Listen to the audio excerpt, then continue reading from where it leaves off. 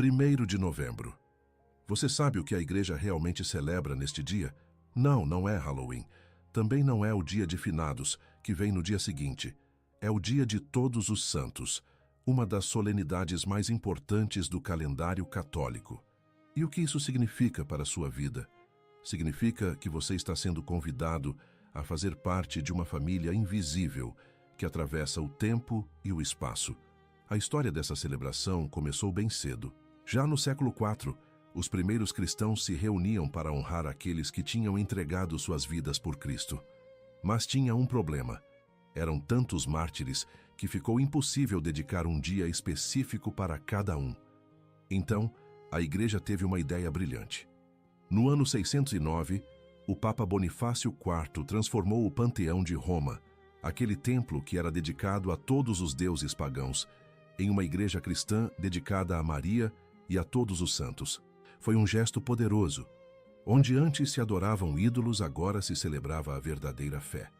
Mais de 200 anos depois, em 835, o Papa Gregório IV oficializou a data como conhecemos, 1º de novembro. E aqui está o detalhe que muita gente não entende. Quando a igreja fala de todos os santos, ela não está falando apenas daqueles cujos nomes você conhece, como São Francisco ou Santa Teresa. Ela está falando de uma multidão imensa que ninguém consegue contar. Pensa comigo. Existem cerca de 20.000 santos oficialmente canonizados, mas quantos santos realmente existem no céu? A Bíblia nos dá uma pista impressionante. No livro do Apocalipse, São João teve uma visão. Ele viu uma multidão tão grande que era impossível contar, formada por pessoas de todas as nações, tribos, povos e línguas, todos vestidos de branco, todos diante de Deus. Quem são essas pessoas? São os santos que nunca foram canonizados, seus avós que rezavam o terço todos os dias, aquela vizinha que vivia fazendo caridade em silêncio, o missionário anônimo que levou o evangelho para lugares distantes, a mãe de família que transformou seu lar em um santuário de amor. E aqui entra um conceito que vai mudar a forma como você vê a vida espiritual, a comunhão dos santos. Sabe o que isso significa? Significa que você não está sozinho nessa caminhada de fé. Todos nós que cremos em Cristo fazemos parte de uma única família. Os que estão aqui na terra, os que estão no purgatório e os que já estão no céu formam um só corpo. É como se existisse uma rede invisível de amor, oração e intercessão ligando todos nós. Quando você reza, não está falando sozinho. Quando passa por dificuldades, uma multidão no céu está torcendo por você. O Concílio Vaticano II deixou isso bem claro. Todos, sem exceção, são chamados à santidade. Não importa se você é casado, solteiro, padre ou leigo. Sua vocação à santidade é real. É um chamado com seu nome. E essa festa não celebra apenas os santos do passado. Ela celebra também os santos do futuro, talvez você mesmo. Mas você sabe quantos santos realmente existem? A resposta pode ser milhões, talvez bilhões de pessoas que já estão na glória de Deus. Pessoas comuns que viveram de forma extraordinária. 20.000 santos canonizados. Parece muito, não é? Mas sabe qual é a verdade que vai fazer você repensar tudo? Esses 20.000 são apenas uma gota no oceano. A imensa maioria dos santos que estão no céu neste exato momento nunca teve seu nome em um altar. Nunca teve uma estátua feita em sua homenagem. Nunca teve um dia dedicado só a eles no calendário. E mesmo assim, estão lá, diante de Deus, na plenitude da alegria eterna. Pensa na sua bisavó, aquela senhora que acordava antes do sol nascer para rezar, que nunca perdeu uma missa, que criou seus filhos com amor, mesmo quando o dinheiro faltava. Ela provavelmente nunca imaginou que poderia ser santa. Mas sabe o que aconteceu quando ela partiu? Se ela viveu em fidelidade a Deus até o fim, agora ela está lá, vestida de branco, parte daquela multidão que São João viu no Apocalipse. Pensa naquele homem do vilarejo que ninguém conhecia além dos vizinhos. Ele trabalhava de sol a sol, mas sempre encontrava tempo para ajudar quem precisava. Nunca roubou, nunca traiu, nunca deixou de perdoar. Viveu e morreu no anonimato. Mas para Deus, Ele não era anônimo. Para Deus, cada gesto de amor dele tinha valor eterno. E agora? Ele está entre os santos, intercedendo por aqueles que ainda estão na caminhada. A Bíblia fala de uma verdade impressionante. Existe uma multidão tão grande no céu que ninguém consegue contar.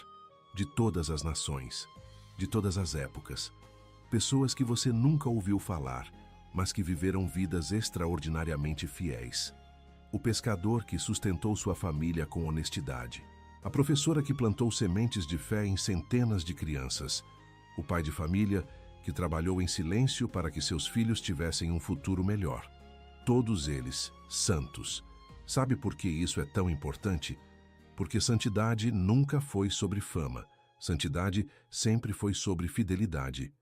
Não importa se o mundo inteiro conhece seu nome, importa se você conhece o nome de Deus. Não importa se construíram uma basílica em sua homenagem, importa se você construiu um templo de amor no seu coração.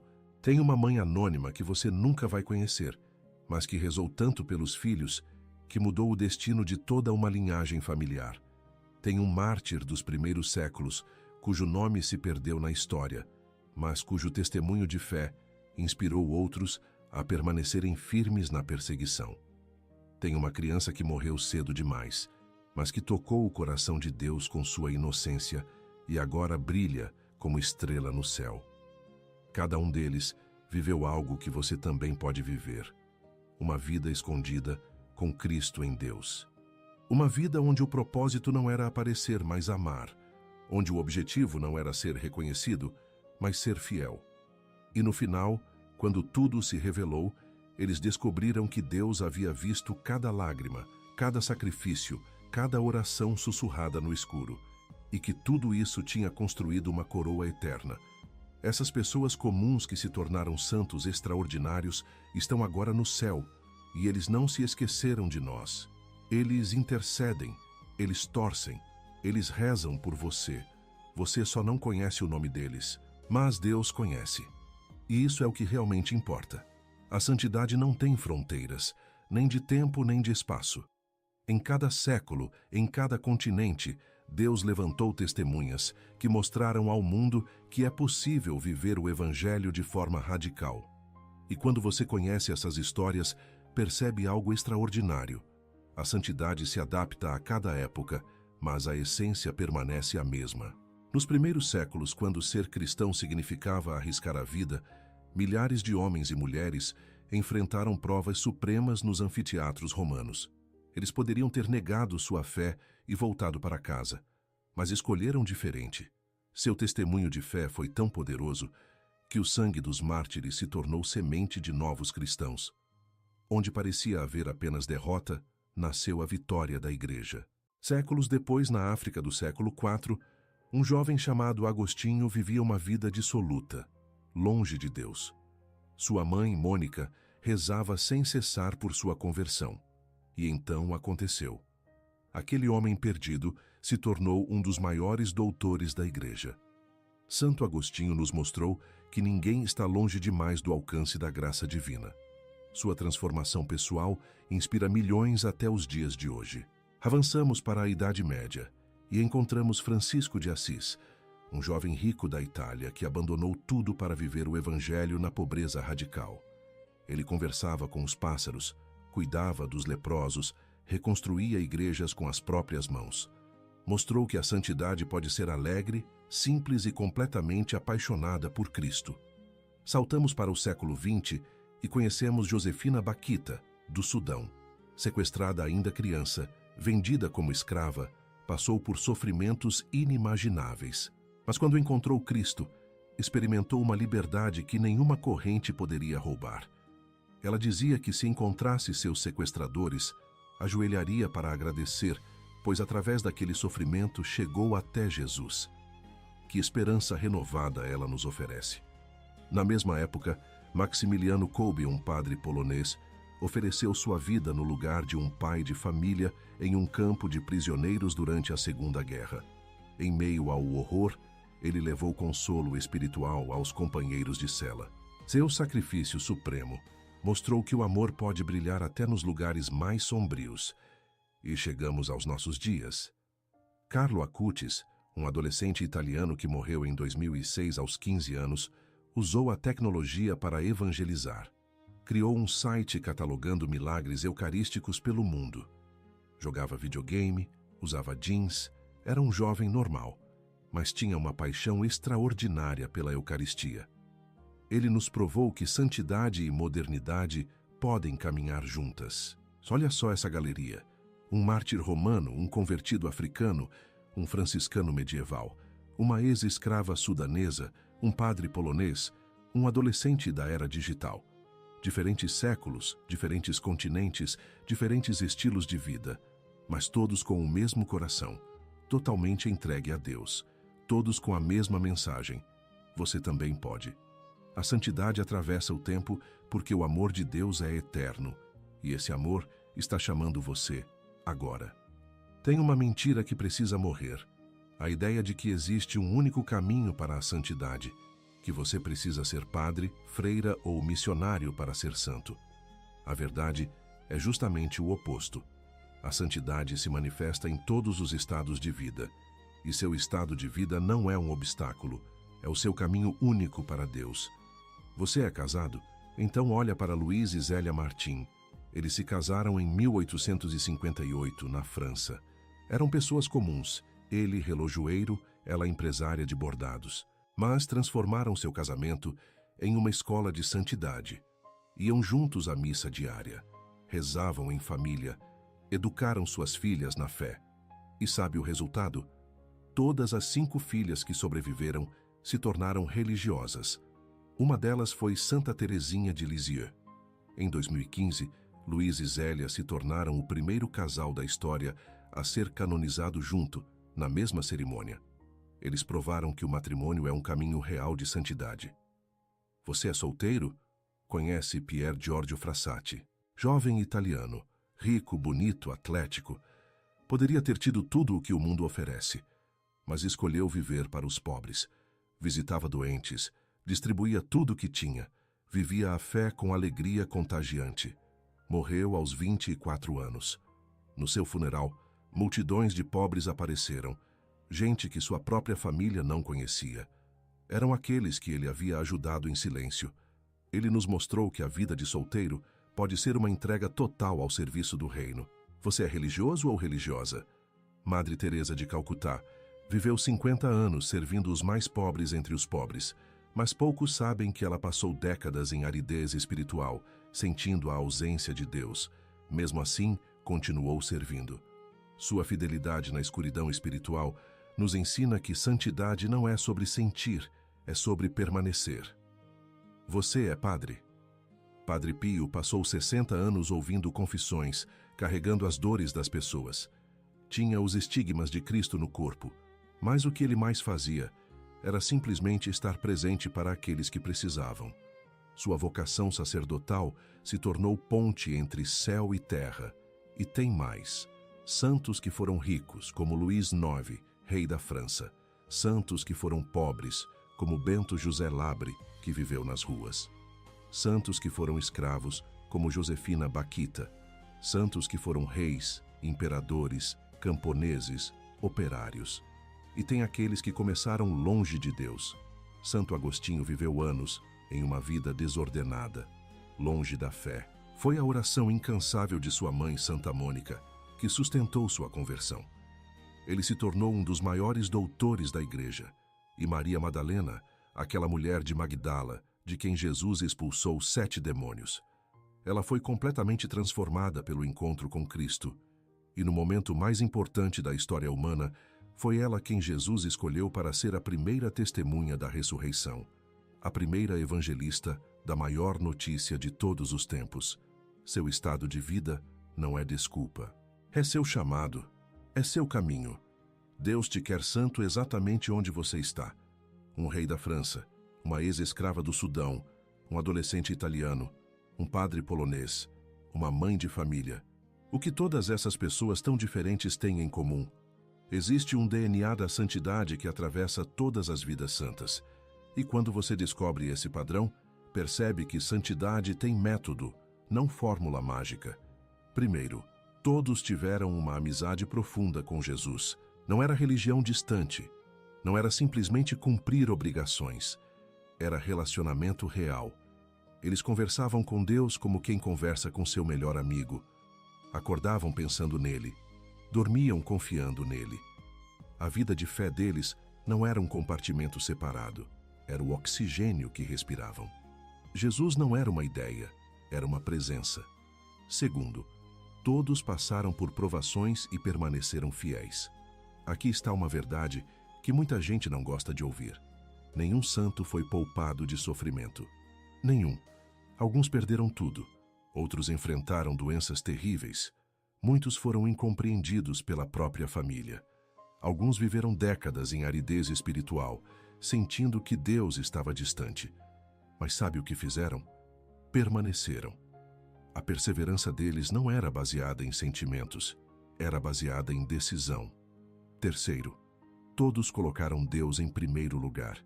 E quando digo primeiro, é literalmente primeiro. Antes da carreira, antes do dinheiro, antes da opinião dos outros, antes até dos próprios sonhos. Isso não significa que abandonaram suas responsabilidades. Significa que ordenaram suas prioridades. Quando tiveram que escolher entre agradar a Deus ou agradar aos homens, escolheram Deus. Sempre. Quarto, todos amaram concretamente. A santidade deles não era só teoria bonita. Era amor com mãos e pés. Alimentaram quem tinha fome, visitaram quem estava doente, perdoaram quem os machucou, serviram sem esperar reconhecimento. O amor verdadeiro que eles viveram não era sentimento romântico, era a decisão diária de buscar o bem do outro. Quinto, todos perseveraram apesar das quedas. E aqui está o que vai te libertar. Nenhum santo foi perfeito desde o início. Todos tropeçaram. Todos tiveram momentos de fraqueza. Alguns tiveram passados pesados, vidas desorganizadas, pecados sérios. A diferença não é que eles nunca caíram. A diferença é que eles sempre se levantaram. Cada queda era seguida de arrependimento. Cada erro era transformado em aprendizado. A transformação interior deles foi um processo, não um evento instantâneo. Sabe o que isso significa para você? Significa que santidade não é para super-heróis. É para pessoas reais com defeitos reais em situações reais. O que separa um santo de alguém comum não é a ausência de problemas. É a presença de Deus no meio dos problemas. Não é perfeição imediata, é direção constante. Os santos não tinham uma vida fácil. Tinham uma vida entregue. Não tinham todas as respostas. Tinham uma confiança inabalável em quem tem todas as respostas. E essa mesma força interior está disponível para você hoje. Você acha que os santos morreram? Eles nunca estiveram tão vivos. A morte não acabou com eles, apenas os transferiu para uma vida plena. E de lá, eles continuam agindo, continuam intercedendo, continuam próximos de você. Mas o que significa exatamente intercessão dos santos? É simples. Os santos no céu rezam por nós. Eles apresentam nossas necessidades a Deus. A Igreja sempre ensinou que existe uma comunhão real entre os que estão no céu e os que estão na terra. Quando você pede a intercessão de um santo, não está substituindo Deus. Está pedindo que aquele amigo de Deus reze com você e por você. É como pedir para um amigo aqui na terra rezar por você. Só que esse amigo já está diante de Deus. E sabe o que é impressionante? Existem milagres documentados acontecendo até hoje pela intercessão dos santos. Casos que médicos não conseguem explicar. Curas instantâneas. Transformações impossíveis. Tem o caso de uma mulher na Itália que tinha um tumor cerebral inoperável. Os médicos haviam desistido. Ela começou a rezar pedindo a intercessão de Padre Pio.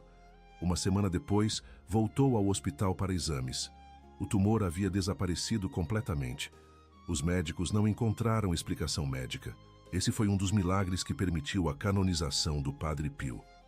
Tem uma criança no Brasil que nasceu com uma má formação cardíaca grave. Precisaria de cirurgias complexas logo após o nascimento. A família inteira rezou, pedindo a intercessão de Santa Paulina. A criança foi levada para exames pré-operatórios. Quando os médicos examinaram, ficaram perplexos. O coração estava completamente normal. Não havia mais nada para operar. Por que pedimos aos santos, se podemos pedir direto a Deus? Pensa assim: se seu filho pede algo a você, você atende. Mas se sua mãe também pede pelo seu filho, você não fica ainda mais inclinado a atender? Não é que você precise de convencimento, é que o amor se multiplica. Quando os santos intercedem por nós, é o amor deles somado ao nosso amor chegando até Deus. Mas atenção, existe uma diferença enorme entre veneração e adoração. Nós adoramos apenas a Deus. Aos santos, nós veneramos. Adorar é reconhecer que Deus é Deus. Venerar é honrar aqueles que Deus escolheu e glorificou. Quando você pede a um santo que reze por você, não está dando a ele o lugar de Deus. Está reconhecendo que aquela pessoa está perto de Deus e pode levar seu pedido até ele. Os santos são como aquela ponte que conecta o céu e a terra. Eles já venceram a batalha, já chegaram ao destino. E agora querem ajudar você a chegar também. Eles conhecem o caminho porque já o percorreram. Eles entendem suas lutas porque também lutaram. E, acima de tudo, eles amam você porque foram transformados pelo amor de Deus. Você não está sozinho. Tem uma torcida celestial orando por você neste exato momento. Eles veem suas lágrimas, conhecem suas dores e apresentam tudo isso ao Pai. Essa é a intercessão poderosa dos santos. Você acha que seus desafios são modernos demais? Que ninguém no passado entenderia o que você está passando? Pensa de novo. Para cada dor que você sente, existe um santo que passou pelo mesmo. E não apenas passou, mas venceu. E deixou o caminho marcado para você. Você carrega um trauma profundo? Josefina Bakhita conhece essa dor. Nascida no Sudão, foi sequestrada aos 7 anos, vendida e revendida como escrava. Passou por anos de sofrimento que marcariam qualquer pessoa para sempre. Mas quando encontrou Cristo, algo extraordinário aconteceu. Ela experimentou uma liberdade interior que nenhuma corrente poderia prender. Dizia que se encontrasse seus sequestradores, se ajoelharia para agradecer, porque através daquele sofrimento chegou até Jesus. Sua paz interior, mesmo após tanto trauma, nos mostra que a cura é possível. Você está lidando com uma doença degenerativa? João Paulo II entende. Ele foi um dos papas mais ativos da história, viajando pelo mundo inteiro, mas nos últimos anos de sua vida, o Parkinson o foi limitando progressivamente. Não conseguia mais falar direito. Tremia. Dependia de outros para necessidades básicas. E sabe o que ele fez? Transformou seu sofrimento em mensagem. Mostrou ao mundo que a dignidade humana não depende da capacidade física. Seu envelhecimento e sua doença se tornaram um testemunho poderoso. Você passa por aridez espiritual? Por aquela sensação de que Deus está distante? Teresa de Calcutá viveu isso por décadas. Aquela mulher que parecia tão perto de Deus vivia uma noite escura da alma que durou quase 50 anos. Ela servia os pobres sem sentir a presença de Deus, mas continuou servindo. Sua fidelidade na escuridão espiritual nos ensina que fé não é sobre sentir, é sobre permanecer. Você tem medo? Ansiedade diante das incertezas da vida? Maximiliano Kolbe enfrentou o teste supremo. Em um campo de prisioneiros durante a Segunda Guerra, quando um homem foi condenado, Kolbe se ofereceu no lugar dele. Passou semanas confinado, sabendo que a morte viria. Poderia ter sido consumido pelo medo, mas ele levou paz para aqueles que estavam com ele. Cantava hinos, rezava. Transformou aquele lugar de desespero em santuário de esperança. Você é jovem e sente que a fé é coisa do passado? Que não combina com tecnologia e modernidade? Carlo Acutis prova o contrário. Morreu aos 15 anos, em 2006. Jogava videogame, usava computador, era um adolescente completamente normal. Mas tinha uma paixão extraordinária pela Eucaristia. Usou a internet para criar um site catalogando milagres eucarísticos. Vivia sua fé autenticamente na era digital.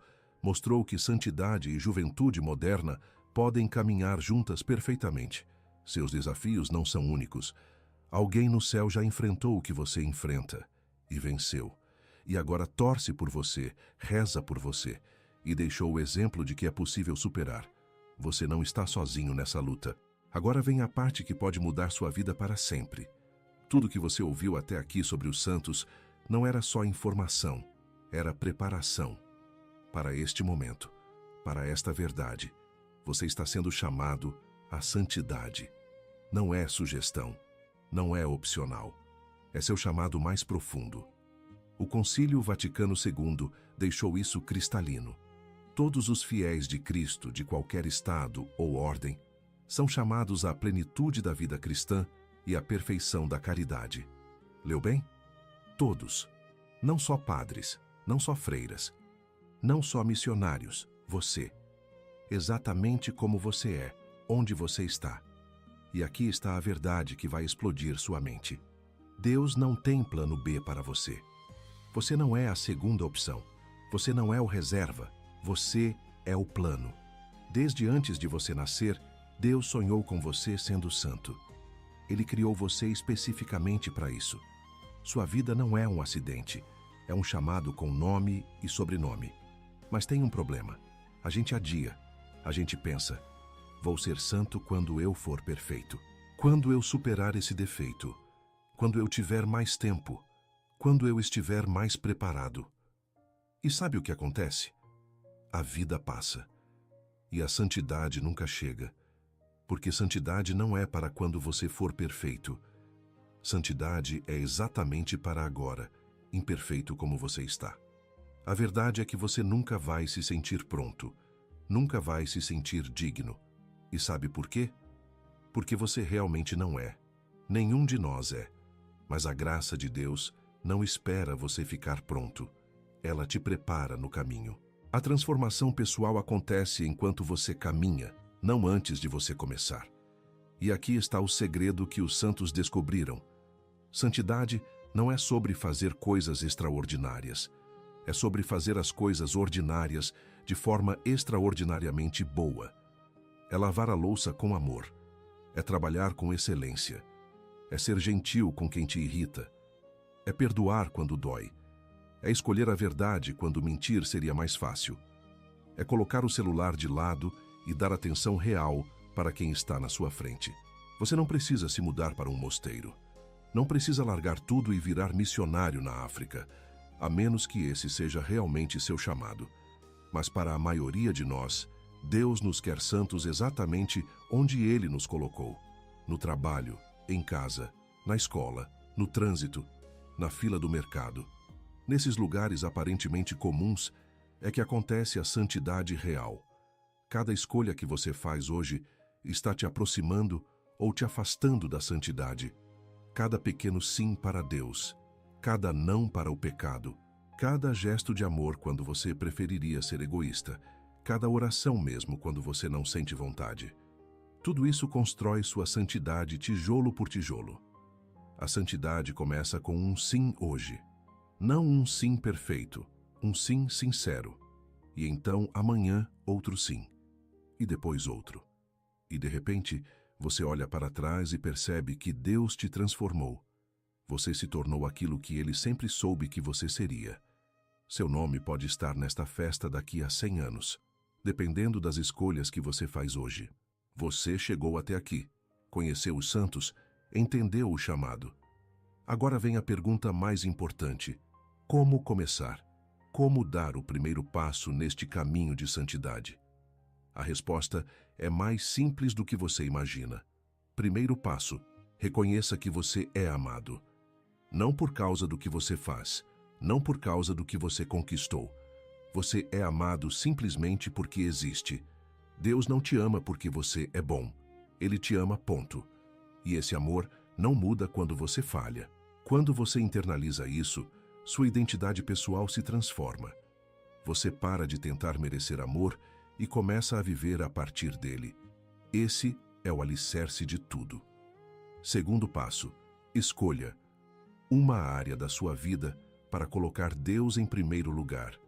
Não tente revolucionar tudo de uma vez. Isso não funciona. Escolha algo concreto.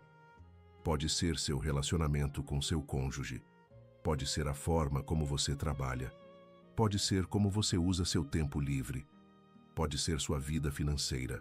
Escolha uma área e decida. Nesta área Deus vem primeiro. E observe como essa única decisão começa a transformar tudo ao redor. Terceiro passo. Peça a intercessão de um santo patrono pessoal. Escolha um santo com quem você se identifica. Alguém que passou pelo que você passa. Alguém que viveu algo parecido com sua vida. Aprenda sobre essa pessoa. Converse com ela na oração. Peça que interceda por você.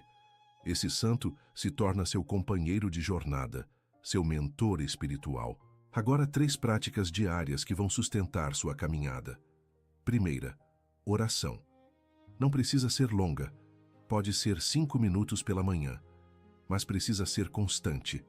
Todo dia. Sem exceção. É nesse encontro diário que você constrói amizade real com Deus. É aí que você encontra a força interior para enfrentar o dia. Segunda prática. Os sacramentos, especialmente a Eucaristia e a confissão. A Eucaristia não é símbolo. É Jesus real, presente, se dando totalmente a você. Cada vez que você comunga, está recebendo a força do próprio Deus. E a confissão é onde você experimenta o perdão tangível. É onde você se levanta de novo depois de cada queda. Esses não são rituais vazios, são fontes reais de graça que transformam você de dentro para fora. Terceira prática, comunidade. Você não foi feito para caminhar sozinho. Encontre outras pessoas que também querem levar a fé a sério. Pode ser um grupo de oração, pode ser um amigo que também está buscando santidade, pode ser sua própria família. Mas você precisa de pessoas que te apoiem, que rezem por você, que te levantem quando você cair. Olha só, seu propósito de vida está conectado à santidade. Quando você busca ser santo, você descobre para que nasceu. A transformação pessoal acontece não porque você está tentando ser perfeito, mas porque está deixando Deus trabalhar em você. E no meio desse processo, você descobre algo extraordinário.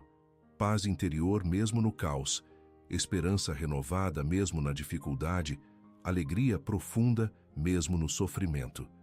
Seu nome pode estar nesta festa daqui a 100 anos, dependendo das escolhas de hoje. Então, o que você vai escolher? Fecha os olhos por um instante. Imagina um estádio. Mas não é um estádio comum. É o maior que você já viu. Tão grande que não dá para enxergar onde termina. E está lotado, completamente lotado. Milhões, talvez bilhões de pessoas. E sabe quem está lá? Todos os santos. E sabe o que eles estão fazendo? Estão torcendo por você. A Bíblia fala disso. Em Hebreus está escrito que estamos rodeados por uma tão grande nuvem de testemunhas. Não é metáfora poética. É realidade espiritual. Cada vez que você acorda e escolhe rezar, cada vez que você resiste à tentação, cada vez que você perdoa quando preferiria guardar mágoa, cada vez que você escolhe amar quando seria mais fácil ser indiferente. Eles estão vendo e estão vibrando, estão gritando: vai, você consegue, nós também passamos por isso, continue. Você não está sozinho nessa caminhada de fé, nunca esteve. Quando você acha que ninguém entende sua luta, tem um santo no céu que enfrentou exatamente a mesma coisa. Quando você sente que vai desistir, tem uma multidão inteira no céu rezando para que você se levante mais uma vez. Quando você duvida se vale a pena continuar firme, tem milhões de vozes lá em cima dizendo: vale sim, nós somos a prova viva de que vale. Essa festa que a igreja celebra hoje não é apenas lembrança do passado, é um vislumbre do futuro que te espera. Aquele lugar onde não existe mais dor, não existe mais lágrima, não existe mais luta, onde você vai finalmente descansar nos braços do Pai, onde você vai encontrar todos aqueles que você ama e que partiram antes, onde você vai ver face a face aqueles santos que tanto te inspiraram aqui na terra. Mas até lá, você tem uma missão, você tem um chamado, você tem um nome que Deus conhece e que pode estar nesta mesma festa daqui a 100, 200, 500 anos. Porque santidade não é clube exclusivo para pessoas especiais. É um chamado para gente comum que aceita fazer coisas extraordinárias pela graça de Deus. Então hoje, Neste dia de Todos os Santos, faça 2 coisas concretas. Primeira, escolha um santo para conhecer melhor esta semana. Pesquise sobre ele, leia sua história, descubra o que ele enfrentou, aprenda com ele. Segunda, hoje mesmo, antes de dormir, faça uma oração simples pedindo a intercessão de todos os santos. Não precisa ser longa, pode ser só: todos os santos do céu, rezem por mim. Pronto. Você acabou de ativar uma rede de intercessão que atravessa o tempo e o espaço. E lembra, essa multidão no céu não está lá para te julgar quando você tropeça. Está lá para te levantar quando você cai. Não está lá para te condenar quando você falha. Está lá para te encorajar a tentar de novo, porque eles sabem, melhor que ninguém, que santidade não é sobre nunca cair. É sobre sempre se levantar.